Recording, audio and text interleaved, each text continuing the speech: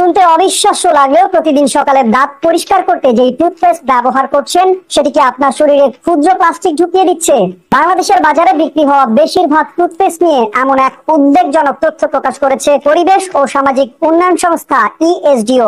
1 বছরের গবেষণায় বাজার থেকে সংগ্রহ করা 19টি ব্র্যান্ডের 34টি টুথপেস্ট পরীক্ষা করা হয়। এর মধ্যে 26টি নমুনায় অর্থাৎ প্রায় 76.5% টুথপেস্টে মিলেছে এই মাইক্রোপ্লাস্টিক। গবেষণাটি 2025 সালের জুলাই থেকে 2026 সালের জুন মাস পর্যন্ত পরিচালিত হয়। দেশের বিভিন্ন সুপার শপ, খুচরা দোকান ও পাইকারি বাজার থেকে নমুনা সংগ্রহ করে জাহাঙ্গীরনগর বিশ্ববিদ্যালয়ের এনভায়রনমেন্টাল হেলথ অ্যান্ড ইকোটক্সিকোলজি ল্যাবরেটরিতে পরীক্ষা করা হয়। একই সঙ্গে 2760 জন ভোক্তার উপরও জরিপ চালানো হয়েছে।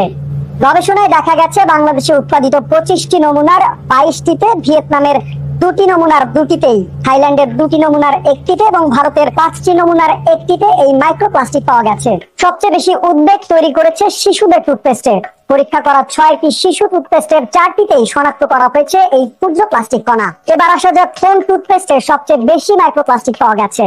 প্রতি 100 গ্রাম মেডিপ্লাস ফ্লুরাইড জেলে মিলেছে সর্বোচ্চ 320টি কণা। ক্লোজআপ রেড হট ও ক্লোজআপ মেন্থল ফ্রেশে 160টি করে, কদমো আলট্রা শিল্ড ফর্মুলায় 140টি, পেপসোডেন্ট অ্যাডভান্স সল্ট ও হিমালয়া কমপ্লিট কেয়ারে 100টি এবং সেন্সোডাইন ফ্রেশ মিন্টে পাওয়া গেছে 80টি কণা। তবে সব খবরই হতাশার নয়। গবেষণায় gene fresh, Parachute just for baby mango, Closeup red hot gene fresh technology এবং কদমো অরেঞ্জে কোনো শনাক্তযোগ্য মাইক্রোপ্লাস্টিক পাওয়া যায়নি।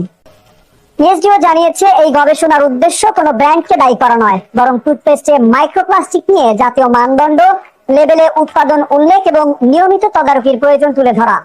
প্রতিদিন যে টুথপেস্ট দিয়ে আমরা দাঁত পরিষ্কার করি সেটি কতটা নিরাপদ? গবেষণা নতুন করে সেই প্রশ্ন সামনে নিয়ে এসেছে। এখন সবার নজর থাকবে সংশ্লিষ্ট কর্তৃপক্ষ পরবর্তী কি পদক্ষেপ নেয়।